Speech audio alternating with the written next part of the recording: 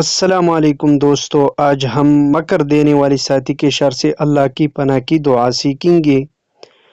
دعا کو یاد کرنا ہی ہے اور زندگی کا معمول بنا لینا ہے۔ انشاءاللہ العزیز آپ مکار دوست کے شر سے محفوظ ہوں گے۔ تو چلیے دعا کو سیکھتے ہیں۔ بسم اللہ الرحمن الرحیم۔ اللہم انی اعوذ بک من خلیل ماکر عیناہ تریانی وقلبہ یرعانی ان رأى حسنة دفنها وان رأى سیئة اذاعها۔ ترجمہ: اے اللہ، میں تیری پناہ لیتا ہوں ایسے مکار دوست سے جس کی آنکھیں مجھ کو دیکھے اور اس کا دل میرے ٹوئے میں لگا رہے۔